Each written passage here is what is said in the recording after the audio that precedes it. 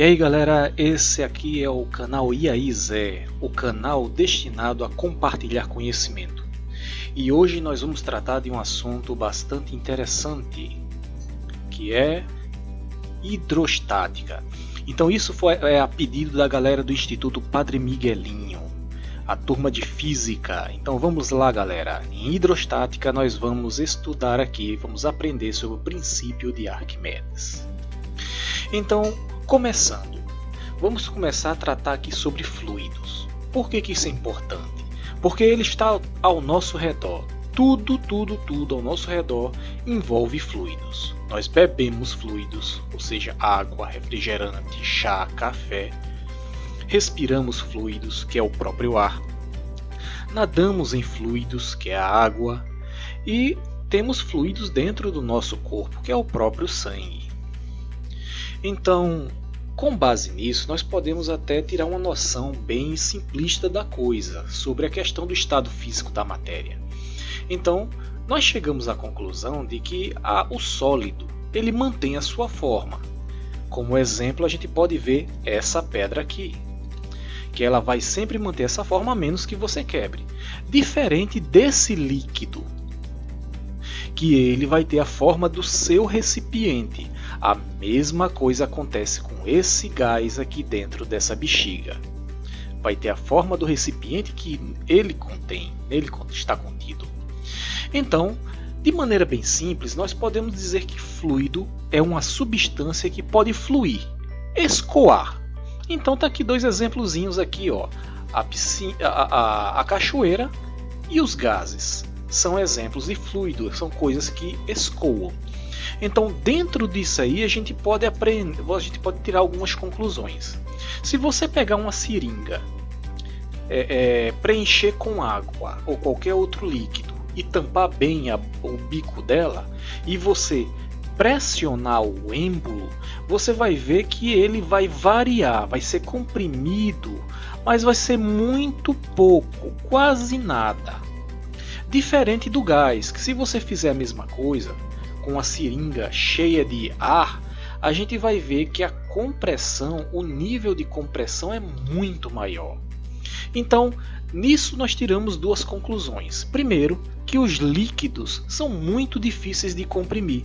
Por isso que nós podemos dizer que os líquidos são incompressíveis. Por quê? Porque variação é praticamente desprezível. Os gases são diferentes. Eles comprimem bem, são fáceis de comprimir, então por isso que nós dizemos que eles são idealmente compressíveis. Quem já teve a oportunidade de andar num ônibus com freio a ar, já deve ter percebido que quando o motorista ele pisa no freio, o ônibus ele vai parando de maneira bem suave e lentamente, diferente do que se fosse num freio mecânico. Exatamente por conta disso, pela característica do gás, que ele é compressível. Então, transmite aquela suavidade. Então, de maneira bem clara, a gente consegue ver a diferença dos estados físicos da matéria olhando para um microscópio bem poderoso. Então aqui nós vemos a diferença do sólido. Está aqui, ó, o exemplo de um sólido. A gente vê as partículas bem juntinhas aqui, tudo organizadinho em fila. Tem um padrão bem regular, é o que a gente chama de rede cristalina. Elas vibram, como todos os átomos vibram, mas eles não se movem, eles não saem do lugar, que é diferente do líquido, que as partículas também estão bem juntinhas aqui, mas você observa que ele não tem um padrão definido, não estão com aquela rede cristalina. Ou seja, as partículas elas vibram, se movem, deslizam, estão unidas ali, mas estão deslizando, não mantém assim uma forma fixa. E completamente o oposto do sólido é o gás, onde as partículas estão bem separadas. Olha aqui, bem separadas. O arranjo é totalmente... não tem uma regularidade nesse arranjo. Elas vibram, circulam bastante e em altas velocidades. Então a gente começa a perceber aqui a diferença entre as estruturas. Então está aqui o foco da nossa análise, que são os gases e os líquidos. Então nós observamos agora aqui, tivemos uma noção bem intuitiva da coisa. Mas de maneira formal, o que é um fluido? Fluido. Faltou um L aqui, foi mal. O que é um fluido? Nada mais é do que uma coleção de moléculas organizadas aleatoriamente e mantidas juntas por forças exercidas pelas paredes do recipiente que as contém. Eita coisa difícil! É não, galera, é não.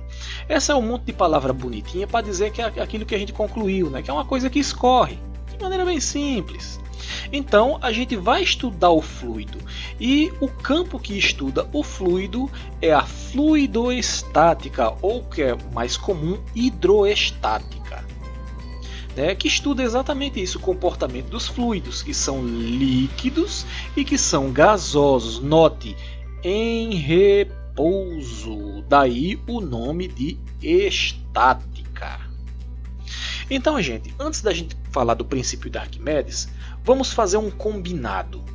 Sim, vamos definir aqui duas coisas bastante importantes que é para a gente poder trabalhar o princípio de Arquimedes. Então vamos combinar aqui, nesse nosso ponto de partida, o conceito de densidade. A definição, melhor dizendo, de densidade, que nada mais é do que a razão da massa pelo volume. Olha que nome bonito, é definida pela razão da massa pelo volume. Olha, isso é a mesma coisa que dizer que é a massa dividida pelo volume, de maneira bem simples, clara e direta, para ninguém, enfim, ter complicação. Não tem nada de difícil nisso, né? Molezinha e facinho. Então, quando a gente fala de densidade, ele tem uma unidade. E no sistema internacional, a unidade é o quilograma por metro cúbico. E existem algumas relações que a gente pode traçar que, quando nós trabalhamos com densidade e consecutivamente vamos trabalhar com o princípio de Arquimedes e o conceito de empuxo, inevitavelmente a gente vai trabalhar, que são essas relações aqui. Por exemplo, 1 grama por centímetro cúbico é a mesma coisa que 1 quilograma por litro, que é a mesma coisa que 1000 quilogramas por metro cúbico. Então existe essa relaçãozinha aqui. Então vamos ver um exemplo de aplicação disso. Não vai precisar fazer cálculo nenhum, não precisa se assustar. Olha só esse exemplo.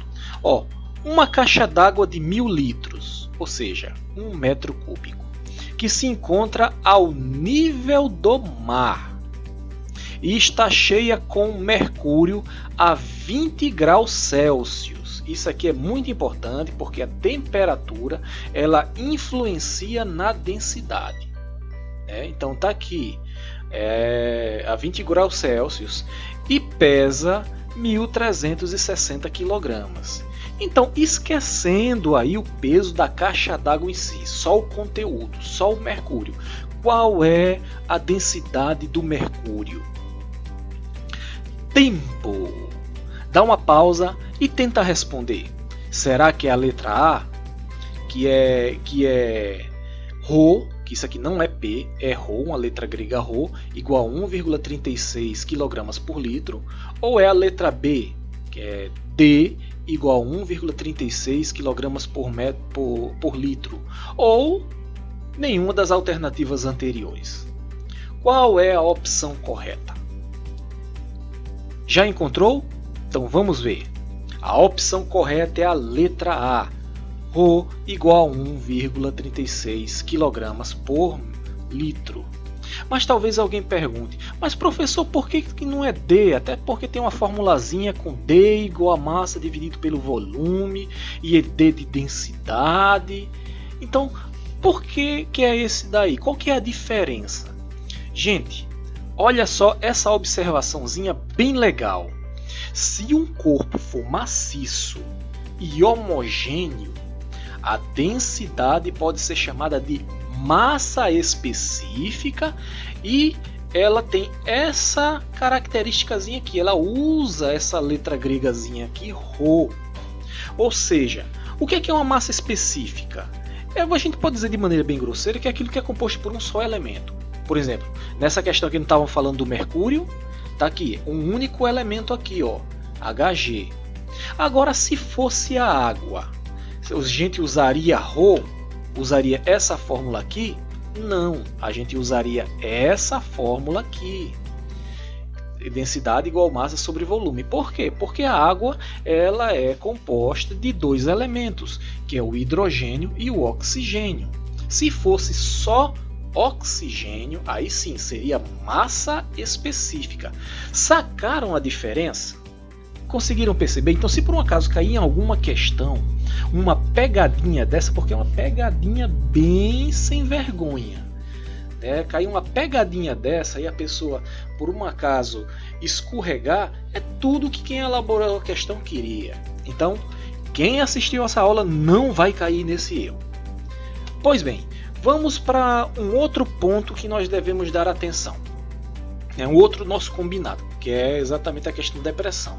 A pressão nada mais é do que uma grandeza física, olha só que palavras bonitinhas. É a grandeza física que mede a força aplicada perpendicularmente a uma superfície.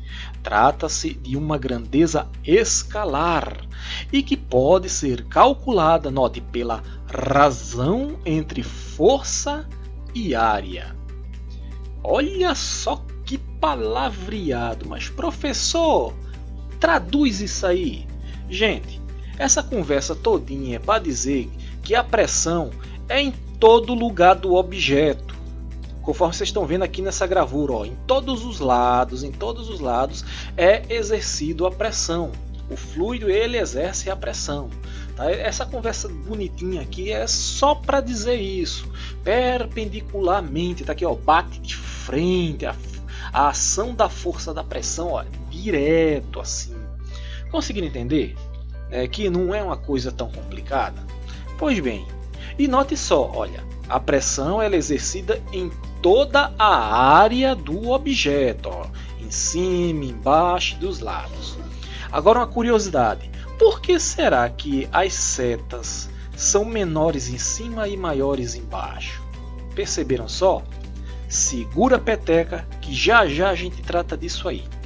Mas voltando aqui, a unidade da pressão, a unidade do Sistema Internacional que é usada para pressão é o Pascal.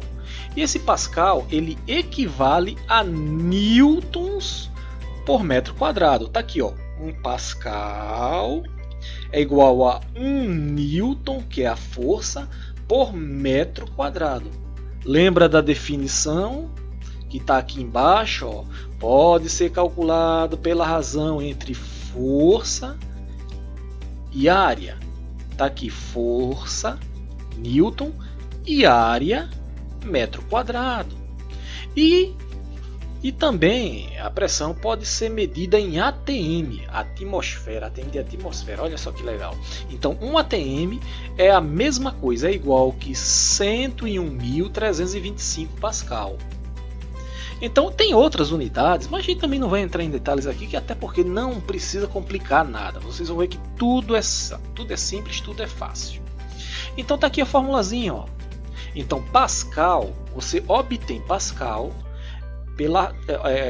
trabalhando a razão da força pela área. E note aqui, ó, em módulo, ou seja, sempre positivo, galera. É só lembrar isso aí. Sempre positivo. Tá aqui P é pressão, força, tá aqui que é newton e área metro quadrado. Molezinha, facinho, olha aí que beleza. Agora nós vamos começar a entrar realmente no que nós vamos tratar nesse vídeo, que é o princípio de Arquimedes, né? O famoso Arquimedes de Siracusa, que foi um cientista grego que viveu entre 287 a.C. a 212 a.C. Né? Arquimedes ele se deparou com um probleminha bastante complicado, né? Que o rei pediu, o rei tinha uma coroa, né? E ele queria saber se aquela coroa era realmente de ouro, se era aquilo mesmo e tal. Então o rei pediu para que ele descobrisse, né, qual que é o volume disso aí, qual que é o volume de ouro que, nessa coroa aí. Né? Então Arquimedes, né, ele começou a analisar a questão e ele percebeu que na verdade ele tinha que determinar era a densidade. Lembra de densidade que a gente viu agora há pouco? Beleza. Foi o que ele raciocinou e chegou a essa conclusão, né, que é exatamente para comparar Ou seja, ele tem um volume conhecido, uma coisa que ele sabe que realmente é de ouro, que tem um volume, que tem uma massa. Ele descobre aquela relação daquilo ali e faz o teste com a coroa. Mas a gente sabe que o formato de uma coroa não é muito fácil de você determinar o volume dela. Então, como fazer isso? Aí note só, reza a lenda, dizem as más línguas, que Arquimedes descobriu isso quando ele entrou na banheira. Quando ele entrou na banheira, ele viu o nível da água subir. Então ele teve aquela sacada. Diz a lenda, que ele teve aquela sacada. Opa, essa diferença de água que subiu é exatamente o meu volume que entrou dentro dela. Aí ele gritou, eureka, eureka, ou seja, achei, descobri, e saiu correndo nu, assim, diz as más línguas, Mas, gente, não vão nessa conversa aí, nesse negócio do rapaz sair correndo nu aí por aí, não vai nisso não. Não é por aí. A gente sabe que todo físico é doido, mas nem tanto, viu? Foi uma brincadeira aí, viu, gente?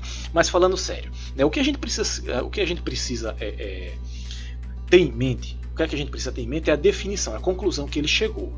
Que ele diz que todo corpo mergulhado num fluido em repouso, ele sofre por parte do fluido uma força vertical para cima, que a densidade dessa força ela é igual ao peso do fluido deslocado pelo corpo. Eita, que conceitozinho complicado! Não, gente, é muito simples. Vamos trocar em miúdos. Tá aqui, ó. Olha só o desenho que vai nos ajudar a compreender. Tá aqui a coroa, que o rei queria saber qual era o volume. Jogou ela dentro d'água, o nível subiu, saiu daqui e foi para cá. Então, essa diferençazinha aqui é o volume da coroa que está aqui. Então, toda essa conversinha bonitinha aqui que ele está mencionando aqui é para dizer que se você colocar um negócio dentro d'água, o volume que aumentar é o volume do objeto que você colocou lá dentro. A diferença do volume vai ser aquele objeto que você colocou lá dentro. Não é facinho? Não é molezinha? Pronto.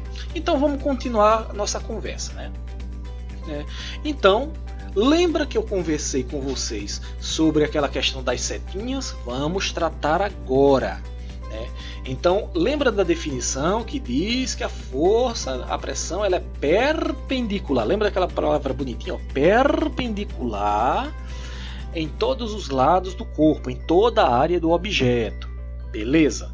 Agora, olha aqui que coisa interessante. Por isso que essas setinhas aqui tão grandes, vem aumentando de cima para baixo, vai aumentando com a medida que você abaixa, porque indica exatamente o que a gente já sabe, que a pressão ela aumenta com a profundidade.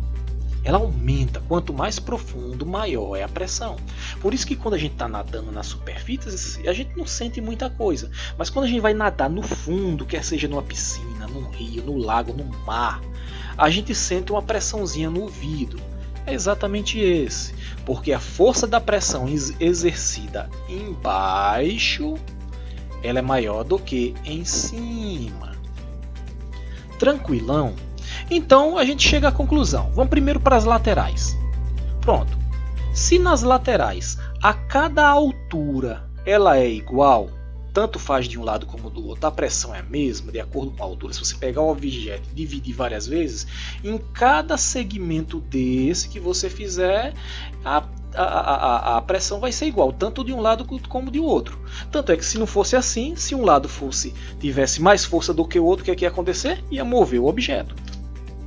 Então, basicamente, a gente pode concluir que essas forças laterais, elas, enfim, se anulam. Elas se anulam. É igual uma, é igual a outra. Pum, pum, pum, vai anulando. Agora, a observação principal, a sacada é exatamente essa, gente. É que embaixo a pressão é maior do que em cima.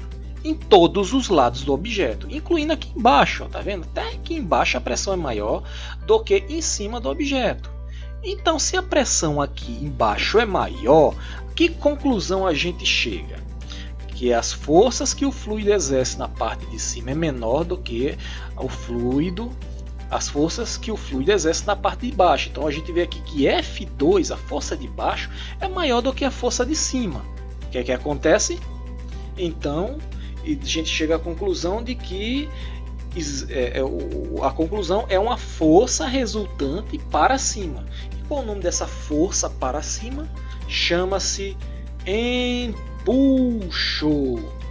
Ó, sacaram aí? Empuxo. Então é basicamente isso aí, gente, que, enfim, que a gente chegou a essa conclusão analisando, fazendo análise aí, e é isso que o Arquimedes ele queria dizer com todas aquelas palavrinhas bonitas.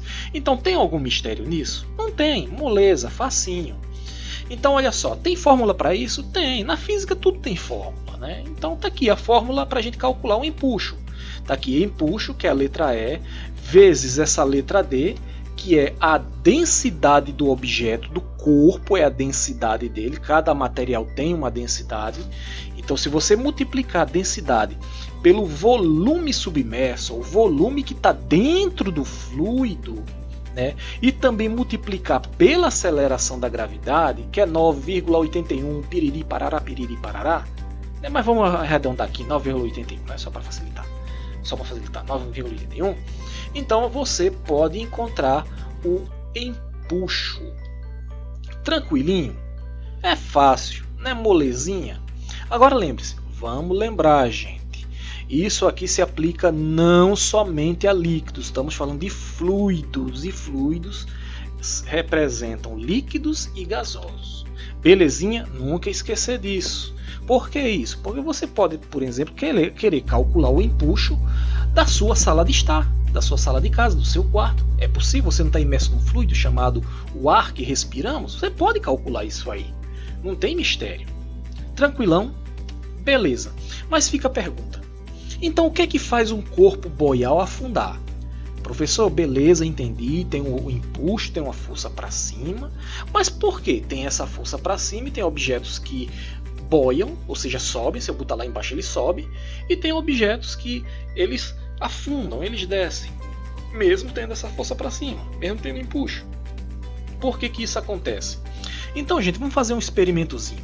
Vocês podem fazer esse experimento em casa mesmo, olha só. Pega 2 copos com água, 2 copos bons, coloca um ovo dentro em cada um desses copos, coloca um ovo dentro em cada um. Em um copo, você enche ele, completa ele com água até um nível bom, até cobrir bem o ovo, completa com água normal. No outro, você coloca uma mistura de água com sal. Dissolve umas 3 colheres de sal, umas colheres boas, isso é dependendo do tamanho do copo, né, gente? Mas é só para ter uma ideia, isso aqui nós vamos tratar com medidas exatas, não precisa disso tudo. Aí você pega essa água salgada, extremamente salgada, e você completa o copo. Faça esse experimento e me diga qual é que vai boiar, se é o ovo na água doce ou o ovo na água salgada. Pausa esse vídeo e faz aí. Beleza? Conseguiram? Perceberam? Qual foi o ovo que ficou boiando? Não foi o ovo que estava na água salgada? É isso mesmo, né? Mas permanece a pergunta. Então, professor, o que é que faz o ovo boiar ou afundar? Gente, tá aqui. Tá aqui um modelozinho do que a gente está considerando. Olha só. Se a densidade do objeto for maior do que a do fluido, se a densidade do objeto for maior do que a do fluido, o que é que acontece com o objeto? Ele vai, ó, afundar. Olha a seta, ó. Ele vai profundo. Mas o que é que acontece se a densidade do objeto for menor do que a densidade do fluido? Olha a seta, ele vai para cima. Ele vai boiar. Olha o empuxo aí, gente. Estão começando a entender? Beleza, tá envolvido, viu? Tá envolvido. A questão da densidade. E tá aqui, finalmente, se a densidade do objeto ela for igual à densidade do fluido. Se elas forem iguais, tá aqui, ó, vai ficar na posição que você botar. Se ele botar em cima, ele vai ficar. Se você botar embaixo, vai ficar. Se botar no meio, de um lado ou do outro, ele vai ficar. Aí, galera, compreenderam bem essa questão? Aí eu quero ver se vocês conseguem me responder essa pergunta. Então, por que o submarino ele consegue variar a profundidade? Sabendo que submarino é feito de ferro, de aço e outras coisas mais. Então, por que ele consegue variar a profundidade? Conseguiram sacar? Já conseguem responder essa pergunta? Coloca aí nos comentários e vamos tratar disso aí, belezinha? Ok. Então, galera, mais uma vez lembrando para vocês, isso não se aplica somente a líquido, se aplica a gases também. Olha aqui a questão do próprio balão, da bexiga de gás, dos balões que se usam. É a mesma coisa, O que acontece no líquido acontece no gasoso. Tranquilão, belezinha. Então, se aparecer alguma questão envolvendo balões ou qualquer coisa parecida, gente, é a mesma coisa, não tem diferença. Vocês não tem como errar. Ok? Belezinha, tranquilo? Então vamos treinar isso aí. Vamos ver essa questão da PUC do Paraná. A questão diz o seguinte, olha, o empuxo é um fenômeno bastante familiar. Um exemplo é a facilidade relativa com que você pode se levantar de dentro de uma piscina em comparação com tentar se levantar de fora da água, ou seja, no ar. Então, de acordo com o princípio de Arquimedes, que define empuxo, marque a proposição correta, de acordo com Arquimedes. Então vamos lá. Letra A. Quando um corpo flutua na água, o empuxo recebido pelo corpo é menor que o peso do corpo. Será que é essa? Opção B. O princípio de Arquimedes somente é válido para corpos mergulhados em líquidos e não pode ser aplicado para os gases. Olha aí, gente. Opção C. Um corpo total ou parcialmente imerso em fluido sofre uma força vertical para cima e igual em módulo ao peso do fluido deslocado. É outra opção. Então a letra D. Se um corpo afunda na água com velocidade constante, o empuxo sobre ele é nulo. Opção E. Dois objetos de mesmo volume, quando imersos em líquidos de densidades diferentes, sofrem empuxos iguais. Então, dessas opções, galera, conforme diz aqui, de acordo com o princípio de Arquimedes, qual dessas opções que melhor define o empuxo? Marquem aí. Todos encontraram? Pausa no vídeo e tenta responder. E aí, todos encontraram? Belezinha? Então a opção correta é letra C, que é exatamente a teoria do empuxo. Tá aqui, ó, a definição de empuxo. Um corpo, tanto faz, gente, se ele é inteiro ou é em parte. A parte que está submersa, ela sofre uma força vertical para cima, igual ao módulo. Lembra que eu falei de módulo, ou seja, sempre positivo, igual ao módulo, em módulo ao peso do fluido deslocado. Lembra que eu disse que aquela conversa bonitinha, o que é que significava aquela conversa bonitinha? Tranquilo. Então, é essa a definição. Viu como é fácil? Viu como não tem como errar? Então é isso aí, galera. É isso aí mesmo. Então tá aqui as referências onde eu extraí todo esse conteúdo. E é isso aí, galera. Muito obrigado, até a próxima. Deixa seu like, qualquer dúvida coloque nos comentários. Se encontrou uma resposta diferente, também coloque nos comentários. E muito obrigado e até a próxima. Valeu, Zé!